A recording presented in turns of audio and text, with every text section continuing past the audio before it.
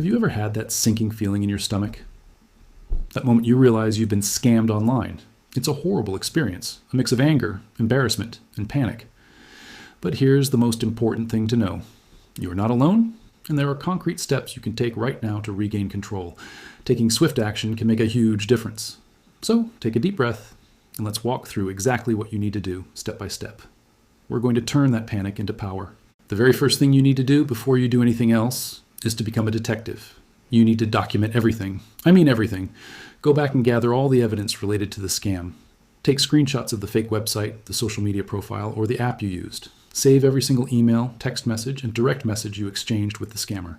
Don't delete anything, even if it feels embarrassing. These details are your proof. Make a note of dates, times, usernames, phone numbers, and any transaction IDs. Think of it as building a case file. The more detailed your records are, the stronger your position will be when you report the incident. This information is pure gold for banks and law enforcement, so be meticulous. Once you have your evidence organized, the next step is a race against time. You need to contact your financial institutions immediately. If you paid with a debit card or a bank transfer, call your bank's official fraud department right away. Don't just Google the number. Use the one on the back of your card or from their official website or app to avoid calling another scammer. When you get them on the line, clearly state that you've been a victim of fraud and need to report unauthorized transactions. Give them the dates, amounts, and any other details you documented. Ask them to freeze your account or put a stop payment on any pending transactions. This can prevent further money from being drained from your account. If you used a credit card, the process is similar. Call the number on the back of your card and report the fraudulent charges. Credit cards often offer more robust fraud protection than debit cards, which is a small silver lining. Explain the situation and ask them to initiate a chargeback. A chargeback is essentially a reversal of the transaction. The credit card company will investigate, and if they rule in your favor, you'll get your money back. In both cases, whether it's your bank or credit card company, ask for a reference number for your case and take down the name of the person you spoke with. After the call, it is a great idea to follow up with a written summary of your conversation via email or through their secure messaging portal. This creates a paper trail and confirms your report. Now, let's talk about your digital security. The scammers might have more than just your financial details. They could have access to your online accounts. The third critical step is to change your passwords immediately. Start with the account that was directly compromised. If you used your email and a password on a fake site, assume that combination is now in the hands of criminals. And since so many of us reuse passwords, they'll likely try that same login information on other major sites like your email, social media, and online shopping accounts. So you need to go on a password changing spree. Change the password for your email account first, as it's often the key to resetting other passwords. Then move on to your banking, social media, and any other important online accounts. When you create new passwords, make them strong and unique. Use a mix of uppercase and lowercase letters, numbers and symbols. Even better, use a password manager to generate and store complex, unique passwords for every single site. While you're at it, enable two-factor authentication, or 2FA, everywhere you can.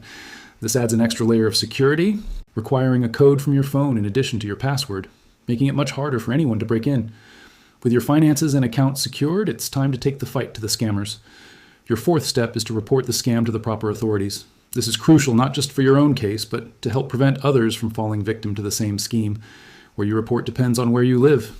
You can report online scams in Maine through several channels, including the Maine Attorney General's Office, https www.maine.gov/ag/consumer complaints.complaint.form @HTML, the Federal Trade Commission, FTC, @reportfraud.ftc, GovIndex, and the Maine Office of the State Auditor, www.maine.gov/audit-fraud. They collect reports about scams and use that data to build cases and warn the public. Another key agency is the FBI's Internet Crime Complaint Center, also known as IC3. You can file a report on their website, ic3.gov. They specialize in cybercrime and share information with law enforcement agencies across the country.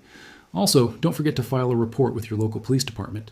While they may not be able to recover your money directly, having an official police report can be incredibly helpful for your bank or credit card company's investigation. For members of the Passamaquoddy tribe at Pleasant Point, contact the Pleasant Point Police Department at 853-6100. When you file these reports, use the evidence you gathered in Step 1. Those screenshots and emails will make your report much more effective. Now, a word of warning. Once you've been scammed, you're unfortunately a target for more scams. This leads us to our fifth step. Stay vigilant against follow-up attacks.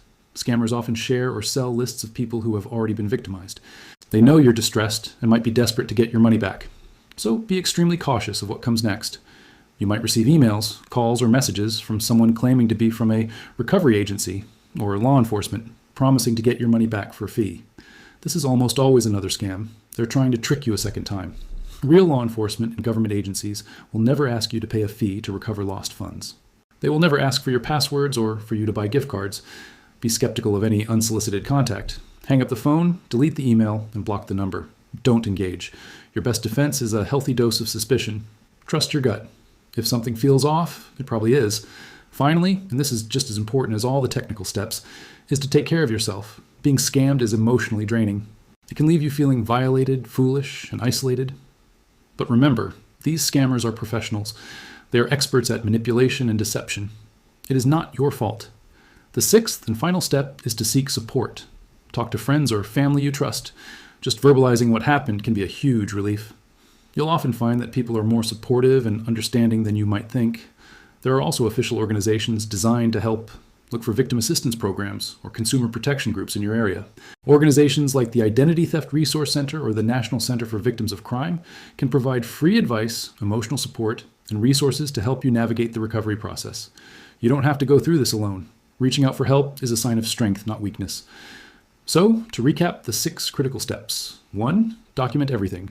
2. Notify your bank and credit card companies immediately. 3. Change your passwords and enable 2-factor authentication. 4. Report the scam to authorities like the FTC, IC3, and local police. 5. Be on high alert for recovery scams. And 6. Seek emotional support from friends, family, or victim assistance organizations. Following these steps won't undo what happened, but it will put you back in the driver's seat. It will help you mitigate the damage, protect yourself from further harm, and contribute to the fight against these criminals. It's about taking action and reclaiming your sense of security. I know this is a lot to take in, especially when you're feeling stressed. The key is to act quickly and methodically. Go through the steps one by one. If you found this information helpful, please give this video a like and share it with others. You never know who might need to see it. And for more content on staying safe online and protecting your digital life, be sure to subscribe to the channel. Thank you for watching, and remember to stay safe out there.